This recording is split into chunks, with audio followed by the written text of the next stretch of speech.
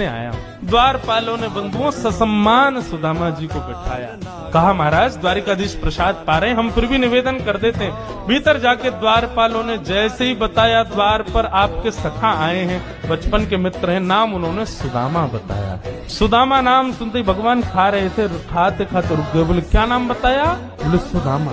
मेरे बचपन के सखा सुदामा आए हैं बाहर? बोले हाँ नाथ सुदामा जी आए। आप प्रसाद पा लीजिए, हमने उनको कह दिया है आप जब निवृत्त हो जाएंगे तब दर्शन करेंगे। भगवान बोले प्रसाद ये आवश्यक है, मेरे मित्र आए सखाए बाहर खड़े, तुम उनको बाहर ही छोड़ के आ गए। भगवान आज पहली बार बीच प्रसाद से उठ गए, दौड़े। महामंत्री, सेनापति, पत्नियां सब दौड़ रही हैं। ऐसा कौन आ गया जिसके लिए भोजन छोड़ के भागे?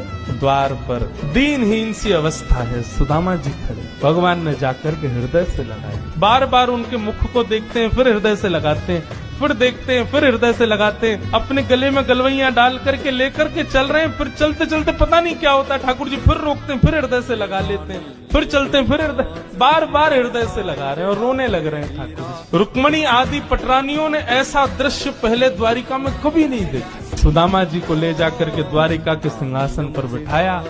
भगवान ने अपने नेत्र के अश्रुओं से सुदामा जी के चरणों को धोया और संपूर्ण जल द्वारिका के चारों दिशाओं में छिड़क दिया। बोले हमारी द्वारिका पवित्र हो जाएगी। सुदामा जी के चरणों का चरणामृत। सुदामा जी कह रहे हैं लाला मैं इन सबके योग्य ना हूं, ये सब कहा कर रहा हो भैया?